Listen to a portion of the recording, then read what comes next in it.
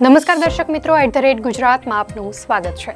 રાજ્યની સરકારી અને ગ્રાન્ટ ઇન એઇડ પ્રાથમિક શાળાઓના બાલવાટિકાથી ધોરણ 8 સુધીના વિદ્યાર્થીઓને પીએમ પોષણ યોજનામાં આપવામાં આવેલા બપોરના ભોજન ઉપરાંત પૌષ્ટિક અલ્પાહાર મુખ્યમંત્રી પૌષ્ટિક અલ્પાહાર યોજના દ્વારા આપવાની જાહેરાત કરાઈ છે। સાથે મધ્યાહન ભોજનના કર્મચારીઓના વેતનમાં પણ વધારો કરવામાં આવશે। પઢાઈ પી પોષણ પીના ધ્યેયને સાકાર કરવા સુપોષિત ગુજરાત મિશન અંતર્ગત સરકાર દ્વારા મુખ્યમંત્રી પૌષ્ટિક અલ્પાહાર યોજના શરૂ કરવાનો નિર્ણય કરવામાં આવ્યો છે। આ નવી યોજના હેઠળ રાજ્યની 32,277 શાળાના અંદાજે 41 લાખ વિદ્યાર્થીઓને શાળામાં શિક્ષણ કાર્ય શરૂ થાય તે પહેલા પ્રાર્થના સમયે પૌષ્ટિક અલ્પાહાર પીરસવામાં આવશે। તો રાજ્યના આદિજાતિ વિસ્તારના 52 તાલુકા તથા બિનઆદિજાતિ વિસ્તારના 29 વિકાસશીલ તાલુકાની સરકારી અને ગ્રાન્ટ ઇન એઇડ પ્રાથમિક શાળામાં બપોરના ભોજન ઉપરાંત દૂધ સંજીવની યોજના અંતર્ગત 200 મિલીગ્રામ ફ્લેવર્ડ મિલ્ક પણ આપવામાં આવે છે।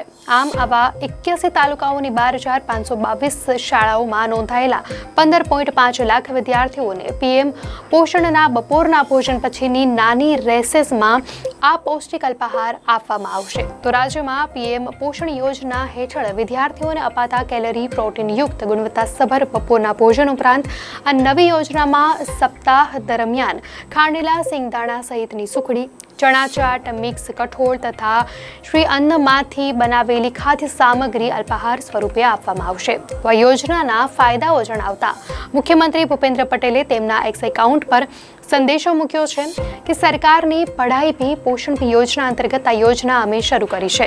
પૌષ્ટિક અલ્પાહાર આપવાનો નિર્ણય કરનારું ગુજરાત દેશનું અગ્રીમ રાજ્ય છે। કુપોષણને ડામવા માટે રાજ્ય સરકારની વિવિધ યોજનાઓ કામ કરી રહી છે, જેમાં કેન્દ્ર સરકારનો પણ તેને સહયોગ મળે છે। એ પ્રસૂતિ ગૃહ હોય કે પછી આંગણવાડી કે સખી મંડળો, દરેક તબક્કે કુપોષણને ડામવા માટે સરકારની યોજનાઓ છે। તેમ છતાં આ યોજનાઓના અમલીકરણ અંગે સવાલો ઉઠતા રહે છે।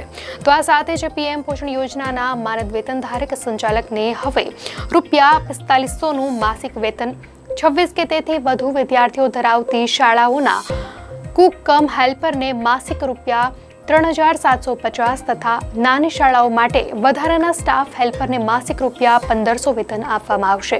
તો આ યોજનાનો અમલ થવાથી સરકારી અને ગ્રાન્ટ ઇન એઇડ પ્રાથમિક શાળાઓના વિદ્યાર્થીઓના શિક્ષણ, પોષણ, આરોગ્ય અને શારીરિક સૌષ્ઠવના માપદંડો પર મોટી હકારાત્મક અસરો થશે તેવી આશા સેવાઈ રહી છે।